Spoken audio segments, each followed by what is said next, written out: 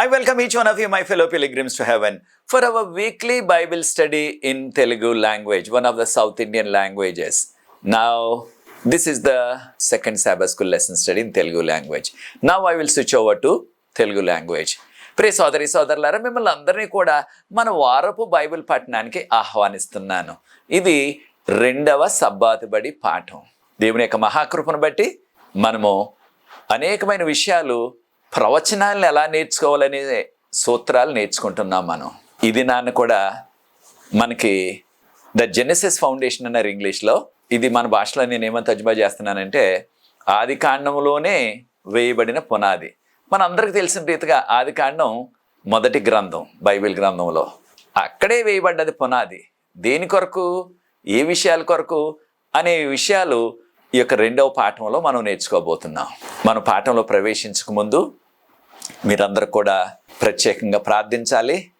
మీలో అనేక మందికి తెలిసిన రీతిగా మీరు ప్రార్థిస్తున్న రీతిగా మన యొక్క సహోదరుడు, మన నాయకులు, ఒక నాయకుడు పాస్టర్ వీర్రాజయ్య గారు ప్రభునందు నిద్రించారు.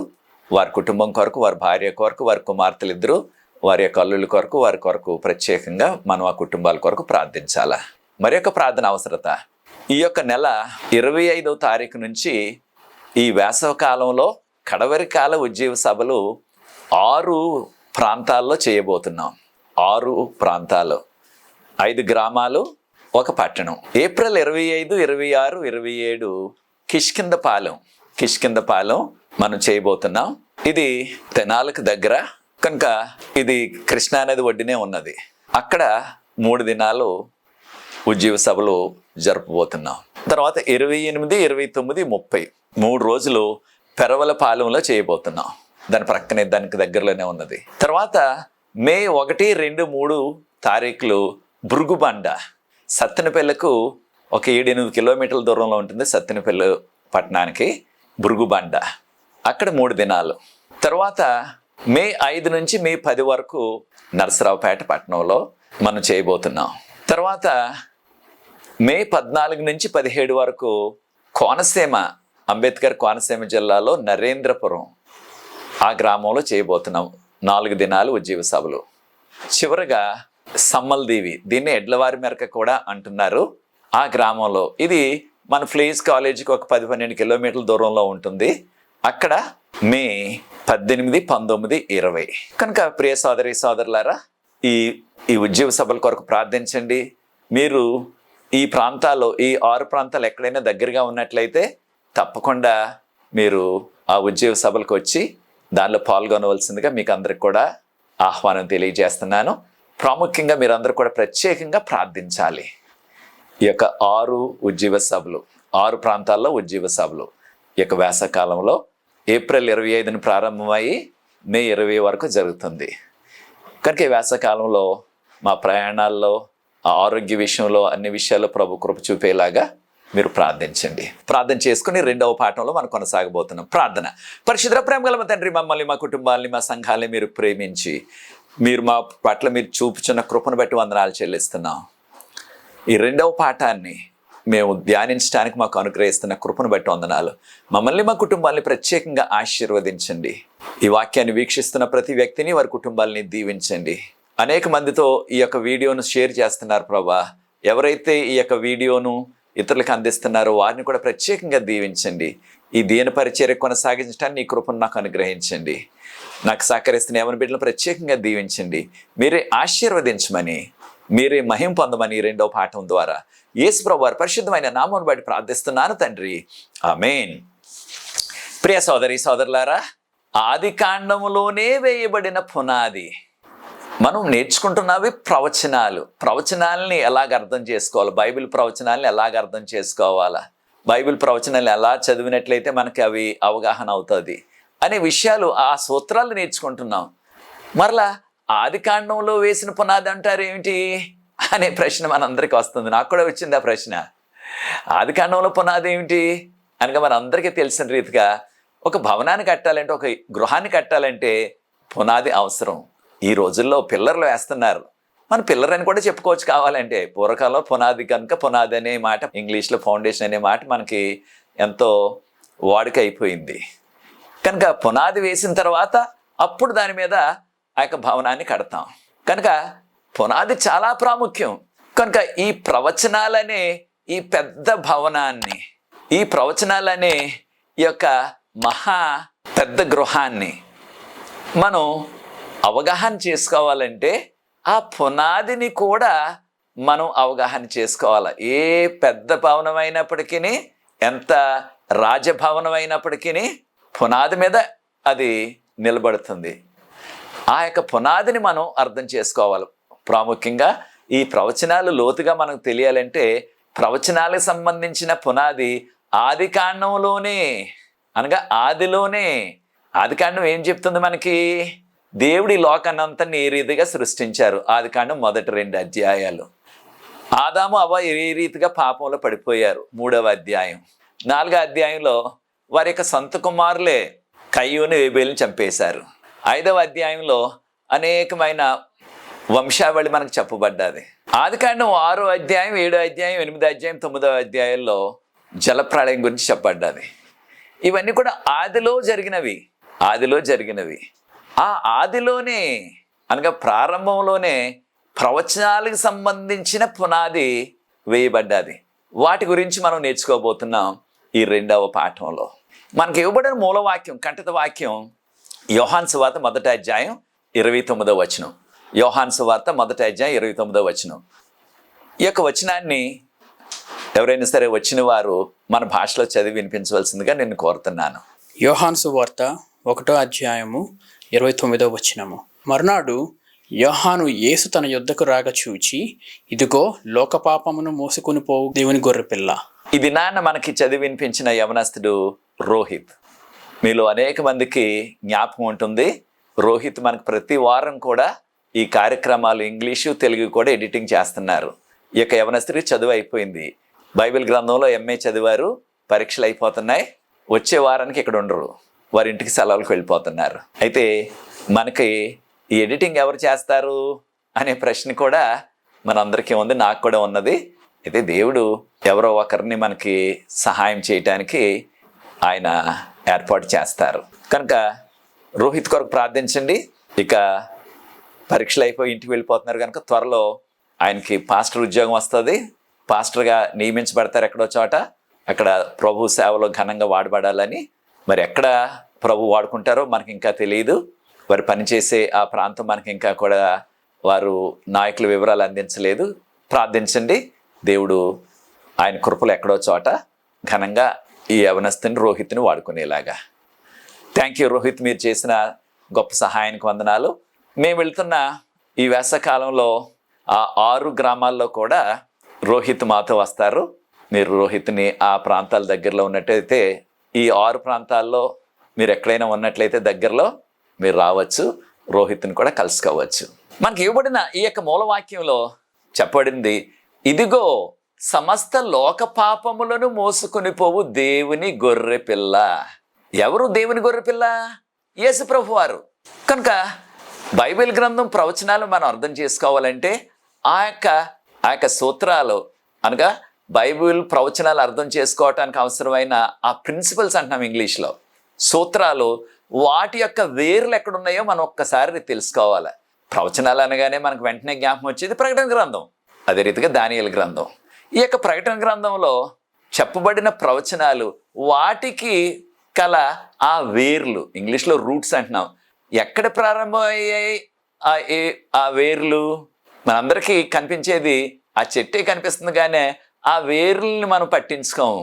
ఎక్కడున్నాయి వేర్లు, ఎంత లోతుగా ఉన్నాయి, ఏ ఆకారంలో ఉన్నాయి, వాటి గురించి మనం ఎక్కువగా పట్టించుకోము. ఆ వేర్లు భూమి లోపల ఉంటాయి అని మాత్రం తెలుసు మనకి, కానీ వాటి గురించి మనం పట్టించుకోము. అయితే ఈ ప్రవచనాలు అర్థం చేసుకోవటానికి కావలసిన ఆధ్యాత్మిక వేర్లు, రూట్స్ ఎక్కడున్నాయి అంటే ఆది కాండం గ్రంథంలోనే ఉన్నవి.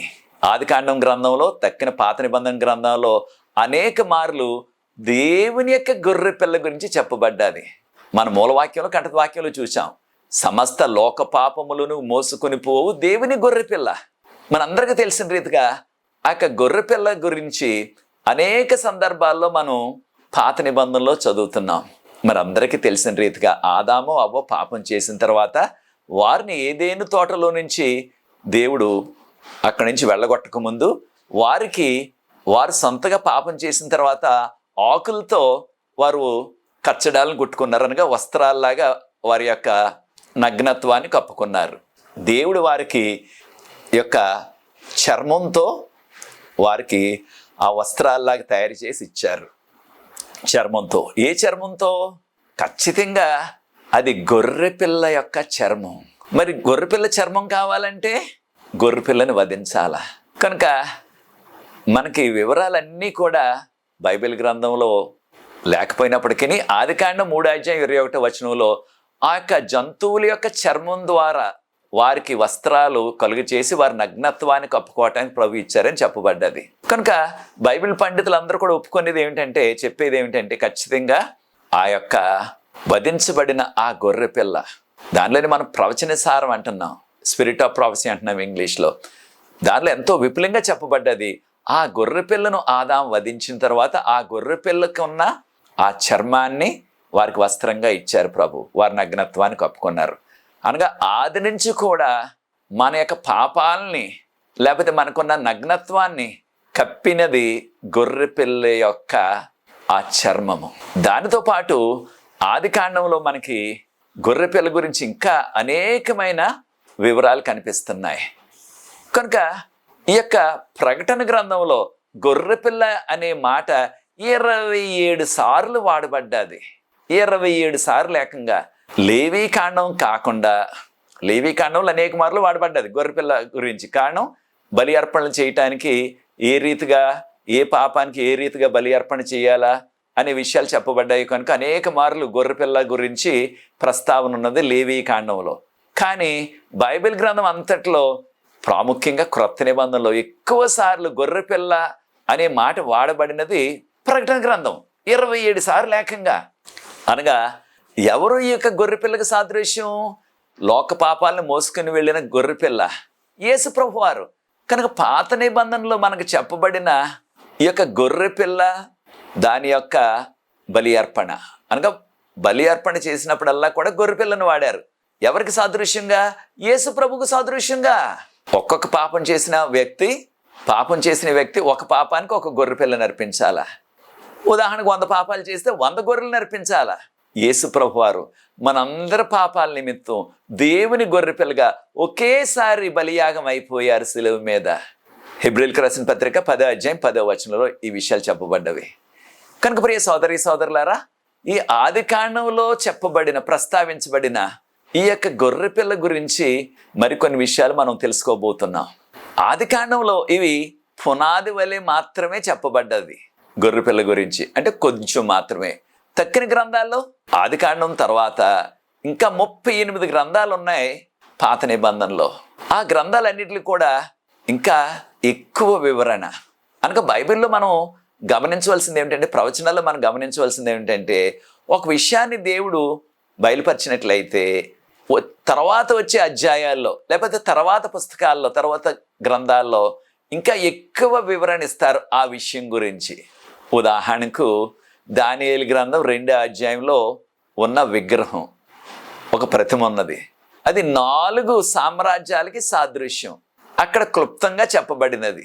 ఇంకా ఎక్కువ వివరాలు 7వ అధ్యాయంలో ఆ 4 సామ్రాజ్యాల గురించి చెప్పబడ్డవి. ఇంకా 8వ అధ్యాయానికి వెళ్ళినట్లయితే ఇంకా మరికొన్ని విషయాలు, ఇంకా కొన్ని ఎక్కువ విషయాలు చెప్పబడ్డవి.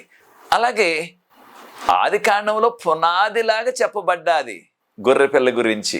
అయితే ప్రియ సోదరి సోదరులారా, మనకి తక్కిన గ్రంథాల్లో, అనగా చివరి గ్రంథం ప్రకటన గ్రంథం వచ్చేసరికి ఎన్నో విషయాలు గొర్రెపిల్ల చేసిన త్యాగం, అనగా యేసు ప్రభు చేసిన త్యాగం, ఆ త్యాగం ద్వారా మనకు వస్తున్న ఆ ఫలాలు, దాన్ని మనం రక్షణ ఫలాలు అంటున్నాం. రక్షణ, అవన్నీ కూడా మనకు కలుగుతున్నాయి.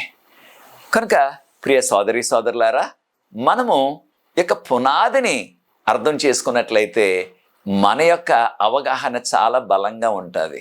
ఎప్పుడైనా సరే ఒక పాత ఇంటికి దాని మీద ఇంకొక అంతస్తు వేయాలని అనుకున్నారు అనుకోండి మీరు, అప్పుడు ఆ యొక్క బిల్డింగ్లు కట్టేవారిని పిలుస్తారు. వారు ఇంకొక అంతస్తు వేయాలనుకుంటున్నాం, మరి ఇది సాధ్యమేనా అని అడిగినప్పుడు వారు ఒక్కసారి ఇల్లు చుట్టూ తిరిగి ఆ పునాదిని పరిశీలిస్తారు. అప్పుడు చెప్తారు, ఇంకొక అంతస్తు వేయటానికి బలమైన పునాది ఉందా లేదా అన్నది. కనుక ఆ పునాది బలంగా ఉన్నట్లయితే, మనకు పునాదిని అర్థం చేసుకున్నట్లయితే తర్వాత ఈ ప్రవచనాలు మనం ఎంతగానో చక్కగా లోతుగా అవగాహన చేసుకోవచ్చు. ఒక విషయాన్ని కూడా మనం గుర్తించాలా, పాపులుగా మనం దేవుని యొక్క ప్రేమ ఎంత గొప్పదో అనే విషయాన్ని ఎక్కువగా అవగాహన చేసుకోలేకపోతున్నాం. కారణం మన పాపులం కనుక, మన స్వభావం పాపపు స్వభావం కనుక, మన ఆలోచనలు పాపపు ఆలోచనలు కనుక, మనం పుట్టినది పాపంలో, పెరుగుతున్నది పాపంలో కనుక మనకి ఎప్పుడు కూడా వచ్చేవి ఆ స్వార్థపరమైన ఆలోచనలే వస్తున్నాయి. దేవుని యొక్క ప్రేమ, దేవుని యొక్క కృప, వాటిని మనం ఎక్కువగా అవగాహన చేసుకోలేకపోతున్నాం. మన చుట్టూ ఉన్న ప్రపంచాన్ని, మన చుట్టూ ఉన్న సమాజాన్ని చూసినప్పుడు మనకి ఆ పాపపు ఆలోచనలే, ఆ స్వార్థపూరితమైన ఆ ఆలోచనలే వస్తున్నాయి మనకి. దేవుడు ఆయన ప్రేమ, ఆయన కృప, దానిని మనం అవగాహన చేసుకోలేకపోతున్నాం. మన భాషలో ఉన్నది కదా సామెత, పచ్చ కామెర్లు వచ్చిన వారికి లోకం అంతా పచ్చగానే కనిపిస్తుంది అన్నారు. అది వాస్తవం కూడా. అలాగే మనం పాపులం కనుక మనం దేనిని చూసినప్పటికీ ఈ లోకంలో, ఈ యొక్క విశ్వంలో అది మనకి పాపపు కోణంలోనే, ఆ స్వార్థపూరితమైన కోణంలోనే మనకు కనిపిస్తుంది. దేవుని యొక్క గొప్ప ప్రేమను, ఆయన యొక్క గుణగణాలని, ఆయన యొక్క కృపను మనం అవగాహన చేసుకోలేకపోతున్నాం. అయితే దేవుని యొక్క ప్రేమను కొద్దిగా పునాది వలె ఆదికాండం 22 అధ్యాయంలో మనకు ప్రస్తావించబడ్డది. ఆదికాండం 22 అధ్యాయం మొదటి 15 వచనాలు ప్రార్థనాపూర్వకంగా చదవండి. ఆదికాండం 22 అధ్యాయంలో దేనిని గురించి చెప్పబడ్డది? దేవుడు అబ్రహాముకి లేక ఒక కుమారుని ఇచ్చారు. అబ్రహాంకి 75వ సంవత్సరంలో ప్రభు వాగ్దానం చేశారు, నీకు బిడ్డలను ఇస్తాను, నీ సంతానం ఆకాశ నక్షత్రాల్లాగా, సముద్రం ఒడ్డునున్న ఇసుక రేణువుల్లాగా విస్తారంగా ఉంటుంది అని వాగ్దానం చేశారు. కానీ ఆ వాగ్దానం ఆ వాగ్దానం 25 సంవత్సరాల వరకు నెరవేరలేదు. అంటే 25 సంవత్సరాలు ఎంతో ఓపికతో, విశ్వాసంతో వేచి ఉన్నారు అబ్రహాం గారు. ఈ ఆధ్యాత్మిక పాఠాన్ని కూడా మనం నేర్చుకోవాలా. మనము ఆధ్యాత్మిక విషయాలు దేవుని దగ్గర నుంచి ఏదైనా పొందాలన్నట్లయితే ఖచ్చితంగా విశ్వాసం, ఓపిక రెండూ కూడా కావాలి మనకి. మనం ఇవాళ కోరుకుంటే వెంటనే ఈ రోజు రేపు ఆయన దయచేయరు వాటిని. మన విశ్వాసాన్ని పరీక్షిస్తారు. కనుక అబ్రహాము 25 సంవత్సరాలు వేచి ఉన్న తర్వాత వాగ్దాన పుత్రుడు ఇస్సాకు గారు కలిగారు. ప్రభు అన్నారు, అబ్రహామా, నీ ఏకైక కుమారుడు ఇస్సాకును తీసుకువెళ్ళి ఆ మోరియా ప్రాంతంలో, మోరియా పర్వతం మీద నాకు దహన బలిగా అర్పించన్నారు. ఇక ఆ తండ్రి తట్టుకోలేనంత గొప్ప పిడిగి లాంటి మాట అన్నమాట. పిడుగు పడ్డది అనుకోండి, మొత్తం అంతా కూడా నాశనం అయిపోతుంది. అలాగే ఆయనకున్న ఆశలు, తన కుమారుడు పట్ల ఆయన వేసుకుంటున్న ప్రణాళికలు అవన్నీ కూడా పతనమైపోతాయి ఆ యొక్క మాట విన్న వెంటనే. అయితే అబ్రహాము గారి యొక్క విశ్వాసం చూడండి.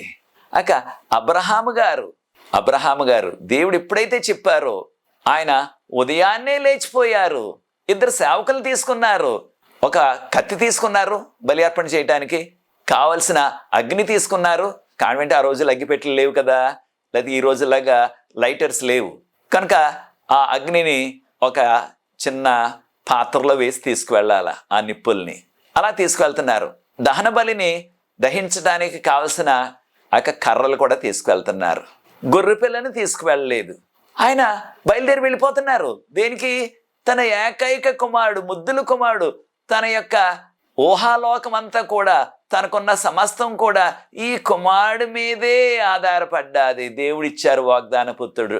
25 సంవత్సరాలు ఓపికతో, విశ్వాసంతో వేచి ఉన్న తర్వాత ఆయనే దహన బలి ఇచ్చేయమన్నారు ప్రభువారు. చాలా వినటానికి కూడా మనకి కఠినంగానే ఉంది. అయితే చూడండి, ఆ యొక్క తండ్రి అబ్రహాం గారు ఎంతో ప్రేమించిన ఏకైక కుమారుడు, ఒకే ఒక కుమారుడు, ఆయన్ని బలి అర్పణ ఇవ్వటానికి ఆయన సిద్ధపడి వెళ్ళిపోయారు. మనందరికీ తెలిసి విషయం. యోహాను సువార్తలో 3:16 వచనంలో దేవుడు లోకముని ఎంతో ప్రేమించెను కాగా తన అద్వితీయ కుమారుడు, ఏకైక కుమారుడు, ఎవరైతే ఆయన నమ్ముకుంటారో వారు నశించిపోకుండా నిత్యజీవం పొందేలాగా ఆయనను మనకు అనుగ్రహించబడిను. అనగా దేవుడు ప్రేమ అయి ఉన్నాడు. దేవుని యొక్క ప్రేమ ఏ రీతిగా చెప్పబడ్డదో చూడండి. ఆ యొక్క దేవుని ప్రేమ ఆ తండ్రి అయిన అబ్రహాము ప్రేమ కంటే గొప్పది. అయితే అబ్రహాము చూపించిన తన కుమారుడు పట్ల చూపించిన ప్రేమ, తన కుమారుడిని దేవుని మాటకు లోబడి బలి అర్పణ ఇవ్వటానికి, దహన బలి చేయటానికి కూడా సిద్ధపడి వెళ్ళిపోయిన ఆ యొక్క త్యాగాన్ని ఒక్కసారి గుర్తు చేసుకుంటే దేవుడు ఎంత ప్రేమ గలవాడు, ఎంత గొప్పవాడు. మనం ఒక్కరు కూడా నశించిపోకూడదని తన ఏకైక కుమారుణ్ణి, అద్వితీయ కుమారుణ్ణి మన కొరకు ఆయన ఈ లోకానికి పంపించారు. మన కొరకు ఆయన బలియాగం అయిపోయారు. కనుక ప్రియ సోదరి సోదరులారా, ఈ విషయాలు మనం గుర్తించాలా. ఆదికాండంలో ఉన్న పునాది మనకి ఏమి నేర్పిస్తుంది? ఆదికాండం 22 అధ్యాయంలో దేవుడు ఎంతో ప్రేమ, అబ్రహాము కంటే కూడా గొప్ప ప్రేమను మన కొరకు చూపించారు. తన కుమారుని, ఏకైక కుమారుని పంపించారు ఈ లోకానికి. ఆయన మన కొరకు సిలువలో బలియాగం అయిపోయారు. దానివల్లనే మనకి ఏం కలుగుతుంది? ఇప్పుడు రక్షణ భాగ్యం కలిగింది ఉచితంగా, దానికి ఏమి కూడా ఖర్చు లేకుండా. చూచారా, దేవుని యొక్క ప్రేమ ఒక పునాది రూపంలో ఇక్కడ, అనగా ఒక చిన్న గింజ వలె. చిన్న గింజను చూసినట్లయితే ఉదాహరణకు ఆ మామిడి టెంక చిన్నదే ఉంటుంది, అది పెద్దదైన తర్వాత ఎంతో మహావృక్షం అయిపోతుంది, అనేకమైన ఫలాలు ఇస్తుంది. అలాగే దేవుని యొక్క ప్రేమ, అబ్రహాము చూపించిన ఈ యొక్క త్యాగాన్ని ఒక్కసారి మనం గుర్తు చేసుకున్నట్లయితే అక దేవుడు చూపించిన ప్రేమను కొంత అవగాహన చేసుకోవచ్చు. ఒక పునాదిలాగా, ఒక విత్తనంలాగా. ఆవగింజ ఉంటుంది, చిన్నదే ఆవగింజ, అది పడిపోతే దాన్ని మనం మరలా పట్టుకోవడం చాలా కష్టం అయిపోతుంది. చాలా చిన్నది, మనకు తెలుసు ఆవగింజ. అయితే అది మొలకెత్తినప్పుడు పెద్ద చెట్టు అయిపోతుంది. అలాగే ఈ యొక్క దేవుని యొక్క ప్రేమ అబ్రహాము ఇస్సాకు మధ్యలో ఉన్న ఆ బాంధవ్యాన్ని మనకి ఒక విత్తనంలాగా, ఒక పునాదిలాగా గుర్తు చేస్తుంది. మరొక విషయాన్ని కూడా మనం గుర్తు చేసుకోవాలా. దేవుడు చెప్పిన ఆ మోరియా ప్రాంతం, అబ్రహాము గారు ఆయన ఉంటున్న ఆ రోజుల్లో నివాసం ఉంటున్న ఆ యొక్క ప్రాంతం పేరు బెర్షీబా. అక్కడి నుంచి ఆ మోరియా పర్వతం వరకు 3 రోజుల ప్రయాణం. 3 రోజుల ప్రయాణం. మోరియా పర్వతం అంటే ప్రస్తుతం ఉంటున్న యెరూషలేము నగరం అన్నమాట. యెరూషలేం పట్టణంలో ఉంది ఈ యొక్క మోరియా పర్వతం. అయితే అక్కడికి వెళ్ళాలంటే 3 రోజుల ప్రయాణం. అబ్రహాం గారు, ఇస్సాకు. చాలాసార్లు మనకు వీడియోలో లేకపోతే ఆ యొక్క బైబిల్ సినిమాల్లో ఇస్సాకు చాలా చిన్న కుమారుడిగా కనిపిస్తాడు, చిన్నవాడిగా, చిన్న బాలుడిగా కనిపిస్తాడు. అది సరికాదు. ఇస్సాకు పెద్దవాడు అప్పటికి. బైబిల్ పండితులు అనేది ఏంటంటే కనీసం ఒక 20 సంవత్సరాలు ఉంటాయి ఆయనకి. కనీసం 20 దాటే ఉంటాయని చాలామంది అంటున్నారు. కనీసం 20. అయితే వారు ఆ మోరియా ప్రాంతానికి దగ్గరికి వచ్చినప్పుడు సేవకులిద్దరిని కూడా అబ్రహాం గారు అన్నారు, మీరు ఇక్కడే ఉండండి, గాడిదల మీద వెళ్తున్నారు కదా వారు, ఆ గాడిదలని పెట్టుకుని ఇక్కడే ఉండండి, నేను నా కుమారుడు వెళ్ళి దేవుని ఆరాధించి వస్తామన్నారు. అప్పుడు అబ్రహాం గారు ఆ అగ్ని పట్టుకున్నారు, ఆ కత్తిని పట్టుకున్నారు చేతితోటి. ఇస్సాకు మీద ఆ యొక్క కర్రలు, దహన బలికి కావాల్సిన ఆ కట్టెల మోపు ఆయన మీద పెట్టారు. చిన్న బాలుడు అయినట్లయితే ఆ కర్రలు మోయగలడా, ఆ కట్టెలు మోయగలడా? మోయలేడు ఆయన. ఖచ్చితంగా యవనస్తుడు అప్పటికే. అప్పుడు వారిద్దరు తండ్రి కుమారులు ఇద్దరు నడుస్తున్నప్పుడు ఇస్సాకు గారు అడిగారు, కుమారుడు అడిగారు ప్రశ్న, తండ్రి గారు మన దగ్గర కత్తి ఉన్నది బలి ఇవ్వటానికి, అగ్ని ఉన్నది దహన బలి ఇవ్వటానికి, తర్వాత మనకి కట్టెలు ఉన్నాయి, ఈ కర్రలు ఉన్నాయి దహన బలిని కాల్చేయటానికి, మరి గొర్రెపిల్ల ఏది? గొర్రెపిల్ల లేదు కదా, గొర్రెపిల్ల ఎక్కడుంది అని ప్రశ్నించారు. అయితే మనందరికీ కూడా తెలిసిన రీతిగా అంతవరకు అబ్రహాము గారు నీవే ఆ కాబోయే బలి పశువు అని చెప్పలేదు. మానవుడిగా, తండ్రిగా ఎలా చెప్తాడు? బయలుదేరినప్పుడు, ఇంటి వద్ద బయలుదేరినప్పుడు తన భార్య అయిన శారమ్మ గారికి కూడా ఈ యొక్క విషయాన్ని చెప్పలేదు. అయితే అబ్రహాము గారికి ఒక విశ్వాసం ఉంది. మీరు సమయం ఉన్నప్పుడు హెబ్రీయులకు రాసిన పత్రిక 11వ అధ్యాయం 9వ వచనం నుంచి 20వ వచనం వరకు చదవండి. అబ్రహాం గారి విశ్వాసం ఏంటంటే, దేవుడు కోరారు కనుక నేను నా కుమారుడిని, ఏకైక కుమారుడిని బలి అర్పణ ఇచ్చేస్తాను, దహన బలి చేసేస్తాను. అలా చేసినప్పటికీ దేవుల్లో ఉన్న శక్తి ఏమిటంటే, నా కుమారుని మరలా బ్రతికించగల శక్తి ఆయనలో ఉన్నది, ఆయన నా కుమారుని బ్రతికిస్తారు అని ఆయన నమ్మారు. ఆదికాండం 22వ అధ్యాయం 7వ వచనంలో తండ్రి గొర్రెపిల్ల ఏది అనే ప్రశ్న. దానికి ఆ యొక్క తండ్రి యొక్క హృదయం ఎంతగా కుమిలిపోయిందో జవాబు చెప్పడానికి. ఏమని జవాబు చెప్పాలా? నీవే ఆ కాబోయే బలిపశువు అని చెప్పలేకపోయారు ఆయన. సమస్త లోక పాపములను మోసుకొని పోవు దేవుని గొర్రెపిల్ల ఎవరు? యేసు ప్రభు. ఎవరు పంపించారు ఈ లోకానికి? తండ్రి పంపించారు. అబ్రహాము తన ఏకైక కుమారుని ఏ రీతిగా దహన బలి ఇవ్వటానికి తీసుకువెళ్లారో, తండ్రి అయిన దేవుడు తన ఏకైక కుమారుడు ఆయన యేసు ప్రభు వారు అంటున్నాం, ఆయన ఈ లోకానికి పంపించారు. ఆయన మన కొరకు శిలువ మీద బలియాగం అయిపోయారు. చూచారా దేవుని ప్రేమ ఎంతగా ఉన్నదో, ఎంత లోతైందో. అయితే ప్రియ సోదరి సోదరులారా, మానవుడిగా ఒక తండ్రిగా, ప్రేమగల తండ్రిగా ఆ అబ్రహాము గారి యొక్క హృదయం ఎంతగా కుమిలిపోయిందో జవాబు చెప్పటానికి. ఆదికాండం 22:8 దేవుడే అనుగ్రహిస్తారు అని చెప్పారు. కనుక ప్రియ సోదరి సోదరుడా, మనము ఈ ఆదికాండంలోనే చెప్పబడిన ఈ యొక్క ప్రేమ, దేవుని యొక్క ప్రేమ, ఆయన కుమారుని ఆయన పంపిస్తారు అనే ఆ యొక్క గొప్ప ఆధ్యాత్మిక సత్యం చిన్న పునాదిలాగా, చిన్న ఆవగింజంత ఆ యొక్క విత్తనంలాగా, లేకపోతే చిన్న మామిడి టెంకలాగా చిన్నగా కనిపిస్తుంది మనకి. ప్రకటన గ్రంథంలో అది పూర్తిగా విస్తరించిన పెద్ద మహావృక్షంలాగా ఫలాలు ఇస్తున్నదిగా మనకి కనిపిస్తుంది. కనుక ఆదికాండం 22:11-14 వరకు చదివినట్లయితే అబ్రహాం గారు ఆ దేవుడు చూపించిన మొరియా పర్వతం మీదకి ఇద్దరు కూడా వెళ్ళారు. తండ్రి కుమారులు ఇద్దరు వెళ్ళారు, అబ్రహాం ఇసాకు. అబ్రహాం గారు ఆ యొక్క బలిపీఠాన్ని ఆ రాళ్లతో కట్టారు. అనగా రాళ్ళు పోగువేసి ఒక బలిపీఠంలాగా చేశారంతే. దానికి ఏదో సిమెంట్ అలాంటివి వేయటం కదా ఆ రోజుల్లో. రాళ్లతోనే చేయమన్నారు ప్రభువారు బలిపీఠాన్ని. చేసిన తర్వాత దాని మీద కట్లు పేర్చారు. కట్లు పేర్చిన తర్వాత కుమారునితో అన్నారు, కుమారుడా, ప్రభు చెప్పారు నిన్నే ఆ యొక్క దహన బలిగా అర్పించమన్నారు ప్రభు అనగానే, అప్పటికి అబ్రహాం గారికి 120 సంవత్సరాలు. ఇస్సాకు పుట్టినప్పటికే 100 సంవత్సరాలు ఆయనకి. ఇప్పటికి కనీసం 120 సంవత్సరాలు దాటిపోయాయి ఆయనకి. ఇస్సాకుకి 20 సంవత్సరాలు దాటిపోయాయి, కనీసం 20 సంవత్సరాలు.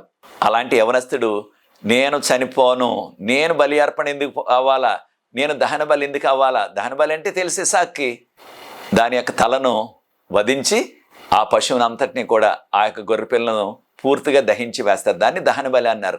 నేను ఆ విధంగా చనిపోను, నేను వెళ్ళిపోతున్నాను అని అక్కడి నుంచి ఆయన పరుగు ప్రారంభించినట్లయితే 120 సంవత్సరాలు దాటిపోయిన అబ్రహాం గారు పరుగున వెళ్ళి ఎలా పట్టుకోగలడు కుమారుడిని? సాధ్యం కాదు. అయితే కుమారుని యొక్క విధేయత చూడండి.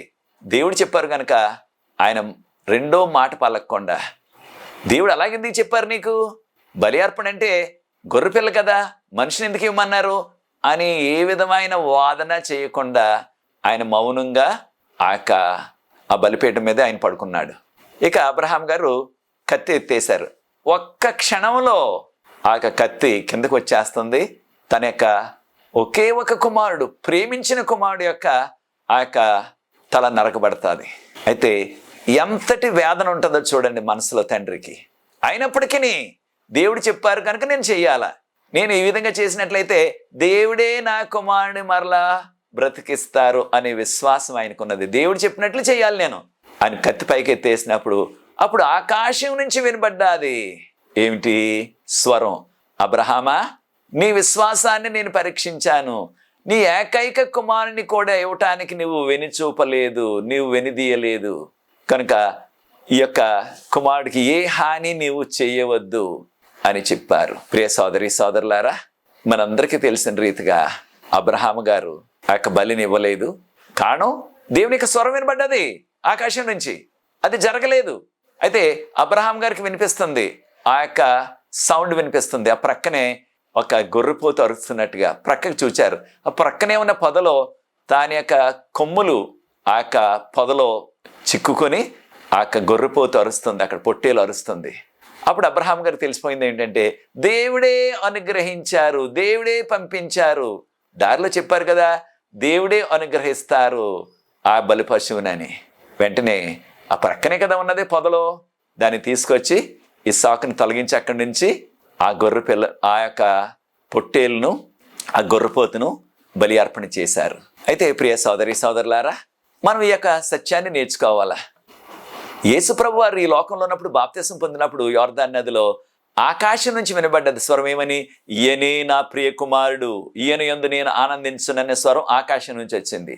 పాత నిబంధనలో ఎప్పుడైతే అబ్రహాము గారు తన కత్తిని పైకి ఎత్తేసారో ఆకాశం నుంచి వినబడ్డది స్వరం. అది దేవుని స్వరం. మన యొక్క బైబిల్లో మన యొక్క మానవ భాషలో దేవదూత అనే ఏంజిల్ అని తర్జుమా చేశారు, కానీ దేవుడే ఆ మాటలు మాట్లాడతా.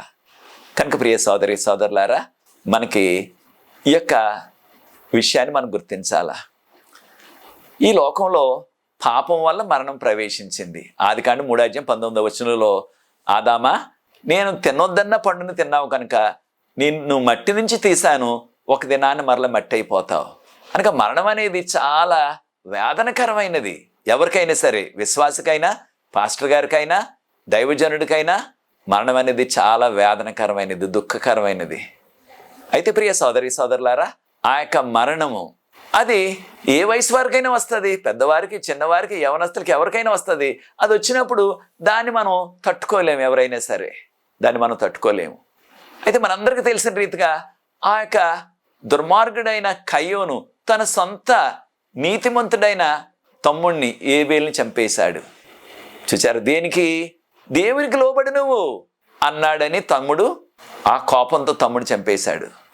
తన యొక్క బలి అర్పణ అంగీకరించలేదు దేవుడని చంపేశాడు ఆయన్ని. అయితే ఈ లోకంలో ఉన్న దుష్టులు ఏం చేశారు? దేవుని కుమారుడు, పరిశుద్ధుడు, నీతిమంతుడు, ఆయన్ని ఘోరంగా సిలువేసి చంపేశారు. చూచారా ప్రియ సోదరి సోదరులారా? అయితే ఈ యొక్క ఆధ్యాత్మిక సత్యాన్ని మనం నేర్చుకోవాలా. యేసుప్రభు చేసిన బోధలు ఏమిటి? ఆయన మీరు దేవునికి లోబడండి, దేవుని ఆజ్ఞలు కాపాడండి, మీరు దేవునికి వ్యతిరేకమైన జీవితాలు జీవించొద్దు అని చెప్పారని, నా యొక్క మందిరాన్ని మీరు దొంగల గుహగా చేసేశారని ఆ యొక్క నాయకుల్ని ఆయన ఖండించారని. నిజమే, ఆయన మందిరాన్ని దొంగల గుహగా చేసేశారు. ప్రార్థనా మందిరం వినబడాల, ఆ ప్రార్థన చేసుకునే స్థలాన్ని పశువులు, ఆ యొక్క గొర్రెలు, మేకలు, పశువులు, గొర్రెలు, మేకలు, ఎద్దులు, పావురాయిలు, గువ్వలు, వాటిని అమ్మటానికి అది ఇచ్చేశారు ఆ స్థలాన్ని. ఇది కాస్త అమ్ముకునేవారు వారికి కమిషన్ ఇస్తారని యేసుప్రభు వారు ఖండించారు దాన్ని. నా గృహాన్ని దొంగల గుహగా చేసేశారు మీరు, నా యొక్క మందిరం ప్రార్థనా మందిరం అనబడాలా. దానికి కోపం వచ్చేసింది వారికి. ఆయన సిలువ వేయటానికి అదొక కారణం. కనుక మంచి చేయమంటే వారు కోపపడి ఆయన సిలువ వేసేశారు. మనం కూడా ఎవరైనా మంచి చెయ్యండి, మంచిగా ఉండండి అని చెప్పినప్పుడు కోపపడుతున్నామా? ప్రియ సోదరి సోదరుల, అది మనకు తగదు. మన యొక్క తప్పును మనం సరిదిద్దుకోవాలా, దేవునికి ఇష్టలుగా జీవించాలా. చివరిగా చూడండి, సర్పము. ఆ యొక్క సర్పం ఎక్కడ కనిపించింది? ఆ యొక్క సర్పము ఏదేను తోటలో సర్పరూపంలో వచ్చి ఆదాము అవ్వ అప్పటికి పరిశుద్ధులుగా ఉన్నారు, వారిని పడగొట్టేశాడు. ఆ యొక్క సాతాను, సర్పరూపంలో వచ్చిన సాతాను. ఆదికాండం 3 చెప్పబడిన ఆ ఆది సర్పం మరలా మనకి ప్రకటన గ్రంథం 12 సమయం ఉన్నప్పుడు ప్రకటన గ్రంథం 12 మొదటి 9 చదవండి. దానిలో ఎర్రని ఘట సర్పం, 7 తలలు ఉన్నాయి దానికి, దాని తల మీద 10 కొమ్ములు ఉన్నాయి ఏకంగా. చూచారా ప్రియ దేవుని బిడ్డలారా? ఆదికాండం 3 మొదటి 5 కనిపించిన ఆ చెట్టు మీద సర్పం వచ్చి అవ్వతో మాట్లాడారు. ఏమని? దేవుడి తోటలో ఉన్న ఏ చెట్టు పండునైనా తినొద్దన్నాడా మిమ్మల్ని అని మాటలు కలిపి శోధనలో పడేసేశాడు. ఆదికాండంలో చెప్పబడిన ఈ యొక్క పునాది, లేకపోతే ఈ యొక్క చిన్న విత్తనం లాంటి ఈ యొక్క ఆధ్యాత్మిక సత్యం, ప్రకటన గ్రంథం 12 ఘట సర్పం, 7 తలలు, 10 కొమ్ములు ఉన్నాయి దానికి ఏకంగా. అప్పుడు ఆ ఘట సర్పమే సాతానని, ఆది సర్పం అని చెప్పబడ్డది ప్రకటన గ్రంథం 12 కనుక ప్రియ సోదరి సోదరులారా, ఆదామును అవ్వను శోధించడం ద్వారా మానవాళ్ళంతటినీ కూడా శోధనలో పడగొట్టేశాడు, పాపంలో పడగొట్టేశాడు సాతాను. ఆదికాండం 3 మొదటి 5 అదే రీతిగా ఈ యొక్క ఎర్రని ఘట సర్పం ఎవరు? సాతాను. ఆ సాతాను పరలోకంలో ఉన్న దేవదూతలను కూడా పడగొట్టేసి 3వ వంతు దేవదూతల్ని తన తోకతో భూమి మీదకి పడగొట్టాడని చెప్పబడ్డది ప్రకటన గ్రంథం 12 4-5 ఘట సర్పానికి ఉన్న తోక సాదృశ్యం సమాధి. 3వ వంతు నక్షత్రాలు, ఆకాశ నక్షత్రాలు. నక్షత్రాలు అంటే దేవదూతలు. ప్రకటన గ్రంథం 1 దేవదూతల్ని నక్షత్రాలతో పోల్చారు. వారిని పడగొట్టేశాడు 3వ వంతు దేవదూతల్ని. అంటే దేవదూతలు పరలోకంలో ఉండేవారే మోసపోయారు. మరి భూమి మీద ఉన్న మానవులమైన మనం మోసపోవటం చాలా సునాయాసంగానే కనిపిస్తుంది. అయితే ప్రియ సోదరి సోదరులారా, మనం మోసంలో పడిపోకుండా, మనం నశించిపోకుండా మనకి బైబిల్ గ్రంథాన్ని, ప్రవచనాలని ప్రభు మనకు అనుగ్రహించారు. మనం కూడా మోసపోతున్నామా? అనేకమైన బైబిల్లో లేని సాతాను బోధలు అనేక సంఘాల్లో ప్రవేశించాయి. అనేక మంది బోధలు చేస్తున్నారు. వారు అనుకునేది నేను అసలైన సత్యాన్నే చెప్పేస్తున్నాను అనుకుంటున్నారు. కానీ బైబిల్లో లేని విషయాలు అవి. బైబిల్లో లేని విషయాలన్నీ కూడా దేవుని విషయాలు కాదు, సాతాను విషయాలు. కనుక ఈ విషయాన్ని మనం గుర్తించాలా. అయితే మనము సాతాన్ని ఏ రీతిగా జయించవచ్చు అని గమనించినట్లయితే ప్రకటన గ్రంథం 12:11 ప్రకటన గ్రంథం 12:11 ఆయన యొక్క రక్తము ద్వారా, ఆ గొర్రెపిల్ల రక్తం ద్వారా ఆ యొక్క సాతానుని వారు జయించగలరు. ప్రియ సోదరి సోదరులారా, మనకు వచ్చే సమస్తమైన సవాళ్ళు, సమస్తమైన శోధనలు, సాతాను తెచ్చిపెట్టే ఏ శోధన అయినా సరే, శారీరక శోధన, ఆధ్యాత్మిక శోధన, వాటిని జయించాలంటే ఒకే ఒక విరుగుడు, ఒకే ఒక ఆయుధం మనకి, యేసు ప్రభు యొక్క శిలువ రక్తం. కనుక ఆ శిలువ రక్తాన్ని మనం ధరించగలిగినట్లయితే ఎక్కడ దొరుకుతుంది మనకి? ఆయన నమ్మటం అంతే. యేసు ప్రభుని విశ్వాసంతో నా రక్షకుని నమ్మటం. అలా నమ్మినట్లయితే మనకు వచ్చే ఆ సమస్తమైన శోధనలు, సమస్తమైన సవాళ్ళ నుంచి యేసు ప్రభు శక్తి, ఆయన శిలువ మీద కార్చిన రక్తం. కనుకనే ప్రకటన గ్రంథం 7:14 ఈ విధంగా చెప్పబడ్డది. వీరు గొర్రెపిల్ల రక్తంలో తమ వస్త్రాలని ఉతుక్కొని తెల్లగా చేసుకున్నారు. పాపాన్ని రక్తంతో, ఎర్రని రక్తంతో పోల్చారు. చూచారు, పాత నిబంధనలో ఈ పునాదులైన ఉన్న యెషయా గ్రంథంలో 1:18-19 చదివినట్లయితే, మీ పాపములు రక్తం వల్లే ఎర్రగా ఉన్నప్పటికీ, మీ పాపాలు కెంపు వలె ఎర్రగా ఉన్నప్పటికీ అవి హిమం వలె లేదా గొర్రెబొచ్చు వలె తెల్లగా చేస్తారు ప్రభు. యేసు ప్రభు రక్తంలో మనం కడగబడినట్లయితే ఎటువంటి పాపమైనా, ఎన్ని పాపాలైనా కడగబడి తెల్లగా అవుతాయి. కనుక ప్రియ సోదరి సోదరులారా, మనకి విమోచన, మనకి రక్షణ, మన పాపాల నుంచి విముక్తి, చివరిగా మనకి ఆ పరలోక రాజ్యం దేని వలన కలుగుతుంది? గొర్రెపిల్ల ద్వారా. గొర్రెపిల్ల అనగా యేసు ప్రభు ద్వారా, యేసు ప్రభు మన కొరకు కాచిన ఆ శిలువ రక్తం ద్వారా మాత్రమే మనకు రక్షణ, ఆ నిత్య జీవం, పరలోక రాజ్యం. కనుక ఈ యొక్క సత్యాలన్నీ కూడా ఆది కాండంలో చెప్పబడినప్పటికీ చిన్న పునాది వలె ప్రకటన గ్రంథంలో అది మహావృక్షంలాగా అనేక ఫలాలతో మనకి కనిపిస్తుంది. కనుక ఈ ప్రకటన గ్రంథం 7:9-10 గమనించండి. కాగా యోహాన్ గారి దర్శనంలో చూశారు, పరలోకంలో ఎవ్వరూ కూడా లెక్కించలేనంత మంది ఉన్నారు. ఎక్కడి నుంచి వచ్చారు? ప్రతి భాష నుంచి, ప్రతి తెగ నుంచి, ప్రతి దేశాన్ని నుంచి. అనగా ప్రపంచంలో అనేక మంది, ఎవరు లెక్కించలేనంత మంది రక్షించబడతారు పరలోకంలో. దీని ద్వారా? యేసు ప్రభు నమ్ముకోవటం వలన, ఆయన రక్తం ద్వారా మన పాపాలు క్షమించబడి ఆయన యొక్క కుమారులుగా, కుమార్తెలుగా మనము దేవుని యొక్క వాక్యపు వెలుగులో, దేవుని యొక్క ఆజ్ఞల వెలుగులో మనం జీవించాల. కనుక ప్రభు యొక్క కృప మనందరికీ కూడా తోడై ఉండి, ఈ యొక్క సత్యాలు మనకి ఆదిలోనే చెప్పబడిన ఈ యొక్క గొర్రెపిల్లను గురించి, తండ్రి అయిన దేవుని యొక్క ప్రేమను గురించి మనం కొంచెం లోతుగా అవగాహన చేసుకుని ఆయనకి యోగ్యమైన కుమారులుగా, కుమార్తెలుగా జీవిద్దాం. అది నీ నిర్ణయమైనట్లయితే నాతో ఏకీవించండి. ప్రార్థించి ఈ యొక్క 2వ పాఠాన్ని ముగిస్తాను. ప్రార్థన. పరిశుద్ధ ప్రేమగల మా తండ్రి, మీకు స్తోత్రాలు, వందనాలు చెల్లిస్తున్నాం ప్రభువా. మీరు మా కొరకు చేసిన సిలువ త్యాగాన్ని బట్టి మాకు రక్షణ ఉన్నది. మీ యొక్క ప్రేమ, మీ కుమారుడు చేసిన సిలువ త్యాగాన్ని ఒక సాదృశ్య రూపంలో, ఒక పునాది రూపంలో, ఒక చిన్న బీజం రూపంలో ఆది కాండంలోనే పునాదిలాగా మాకు మీరు నిర్మించారు. స్తోత్రాలు చెల్లిస్తున్నాం. ఆది కాండంలోనే వేయబడిన పునాది, దానిని మేము ఈ ప్రకటన గ్రంథంలో పూర్తిగా అవగాహన చేసుకోవటానికి మీ కృపను అనుగ్రహించి, దాని ద్వారా మీకు యోగ్యమైన కుమారులుగా, కుమార్తెలుగా జీవిస్తూ ఇతరులకు కూడా ఈ సత్యాన్ని మేము అందజేసే ఆ కృపను మాకు అనుగ్రహించమని, వీక్షిస్తున్న ప్రతి వ్యక్తిని ఆశీర్వదించమని, ఈ వీడియోని ఇతరులు పంచుతున్న వారిని కూడా ఆశీర్వదించమని, నాకు సహకరిస్తున్న యవన బిడ్డలు ప్రత్యేకంగా దీవించమని యేసు ప్రభువు వారి పరిశుద్ధమైన నామమును బట్టి ప్రార్థిస్తున్నాను తండ్రి. ఆమేన్. మీకు అందరికీ వందనాలు ప్రియ సోదరి సోదరులారా. దేవుని యొక్క మహాకృపలో ఆయన చిత్తమైనట్లయితే వచ్చే పాఠంలో, 3వ పాఠంలో మరలా కలుసుకుందాం. దేవుని కృప అంతవరకు ఆయన కాపుదల మనకు మెండుగా తోడైండును గాక. God bless you.